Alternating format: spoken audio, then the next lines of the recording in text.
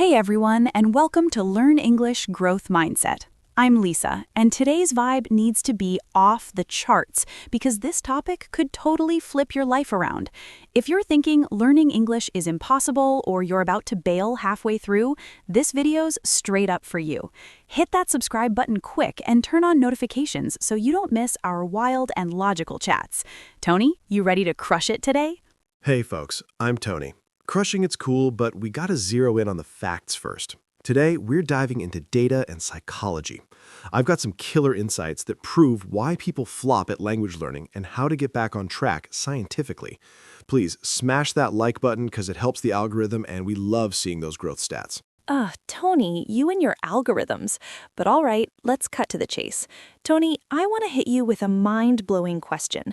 Ever feel like, screw it, I'm done with all this? That urge to just throw in the towel? Lisa, that's not mind-blowing, it's just human. Stats show the dropout rate for language learners spikes after 3 months. Yesterday, I got an email from a viewer. She's been grinding at English for 2 years but feels like she's back at square one. She wants to quit. Oh man, that breaks my heart. After 2 years of hustling, if you don't see results, it's soul-crushing. I've been there too. The viewer wrote, I practice every day, but I still can't speak fluently. We all get that vibe, Tony. Even I did at the start. Spot on. That's why today's topic is key: how to stay motivated. Motivation isn't some magic trick, guys. It's a psychological skill you can build. Let's kick off with why it's so tough. Lisa, what's your take from an emotional angle? Look, Tony, the issue is we crave instant wins. We figure if we learn 5 words today, tomorrow we'll be spouting Shakespeare. But when that doesn't happen, we get bored out of our minds. We start comparing. Look at them speaking English like a pro, and here I am still stumbling. Nailed it. In tech terms, we call this the plateau effect. At the beginning, your progress shoots up like a rocket. You pick up new words fast, it clicks. But then you hit a spot where improvement's not obvious. You're putting in the work, but the results flatline.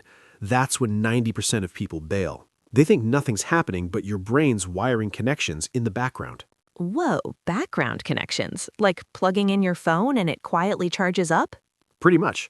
Or think of gardening. You plant seeds, water them, nothing shows above ground for weeks. Does that mean the plant's dead? Nah, the roots are getting stronger. Same with language learning. You're reading, listening, but that fluent sentence will pop out one day when the roots are solid. Hearing that gives me some relief. So if I'm stumbling today, it doesn't mean I'm a flop, just that my roots are forming. All right, folks, let's pick up some practical English from this segment. Tony, over to you. Awesome. Here, we've learned how to express that giving up feeling and how to handle it. Listen up. Phrase 1. I feel like I've hit a plateau. Phrase 2. My progress has stalled. Phrase 3. It's hard to stay consistent without visible results. Now, I'll break down how to use them. The first phrase, I feel like I've hit a plateau, use it when you feel stuck at one level and can't move forward. The second, my progress has stalled, means your improvement has come to a halt, like a car breaking down mid-road. The third, it's hard to stay consistent, say that when sticking to daily practice feels tough because you're not seeing results. Dead on. Now, about comparison. Lisa, you said people get down seeing others. Logic says everyone's starting point is different. Some had English medium schools, others didn't. You can't compare your Chapter 1 to someone else's Chapter 20. That's just nuts. Nuts or not, Tony, it still stings. When you see someone on Instagram chatting away fluently, you feel left behind. But let's do a reality check. Tony, you always act so perfect and logical. Spill the beans. Have you ever bombed at a language? I want the real deal, no sugarcoating. Well, Lisa, I'm no saint. Facts are I grew up in a bilingual fam. My mom's French-Canadian from Montreal. In theory, I should have been fluent in French from kiddo days. Hold up, what? Your mom spoke French and you weren't fluent? That's a scandal. Not a scandal, more of a tragedy. My mom talked to me in French, but I'd always reply in English because it was easier. School was in English, friends spoke English. I picked the comfort zone. End result, I could understand but not speak. They call it passive bilingualism. So where'd the snag hit? Being passive is okay, right? The snag came during Christmas at relatives. I was 15. Everyone's yapping in French. My uncle asks me a simple question in French, and Lisa, I froze solid. I had the vocab, knew the grammar, but nada came out. Everyone's staring. Oh my gosh, at 15, that's a nightmare. They must have laughed. My cousin chuckled and said, "Can't Sam speak French?" He was surprised, but it felt like a slap. My face was burning up. I barely ate dinner that night. Felt like an outsider in my own family.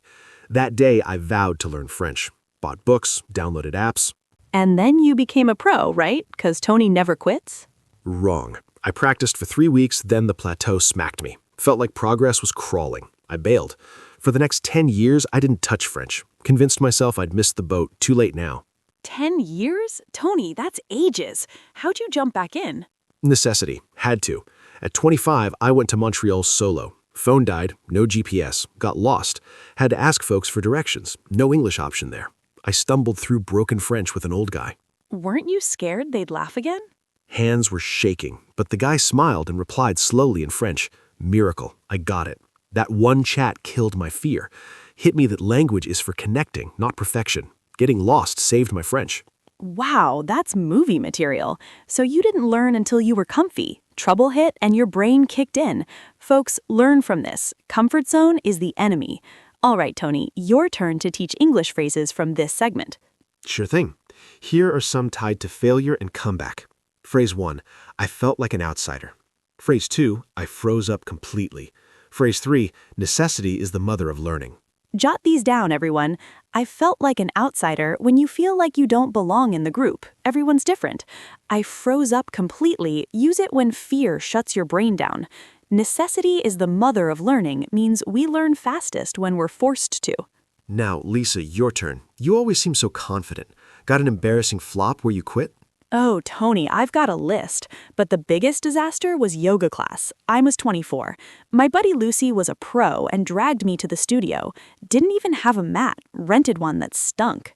Hygiene red flag, not ideal. Forget hygiene, Tony. My dignity took a hit. The teacher's firing off instructions fast. Downward dog, warrior 2. I'm clueless, just copying others. Then we do this balancing thing, tree pose, stand on one leg. Balance needs focus and core strength. I had zilch. I toppled right over, kicked the guy's water bottle next to me. It spun across the studio, clanging loud.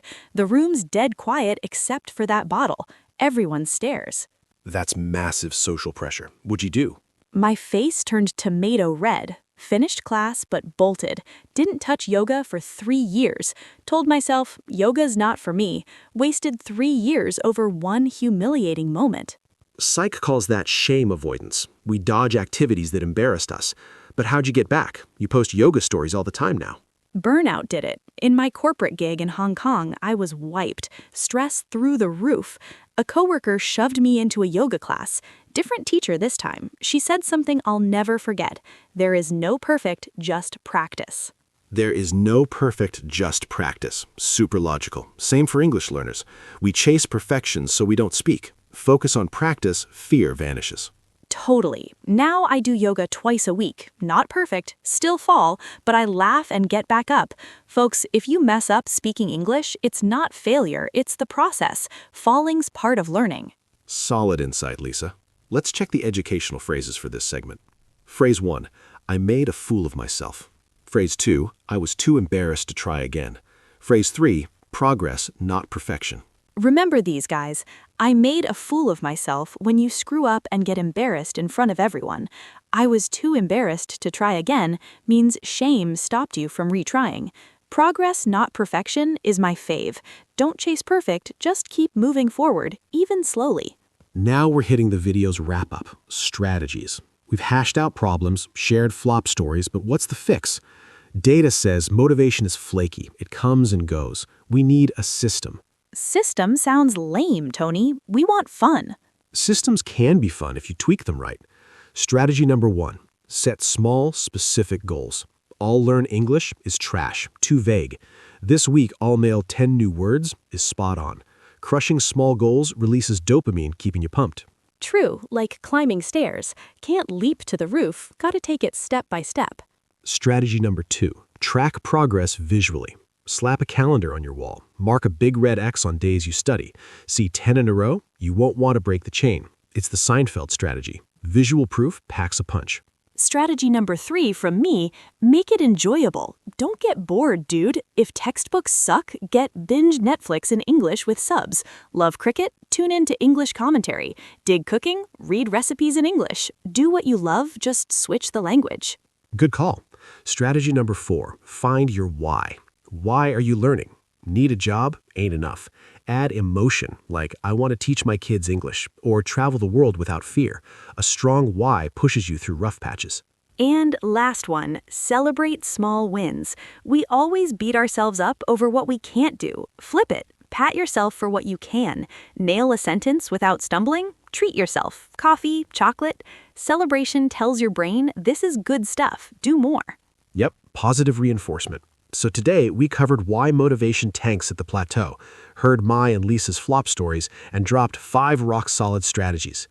Now, a final challenge for all you. Drop in the comments, what's your why? Why do you want to learn English? Yeah, please share. We read every comment.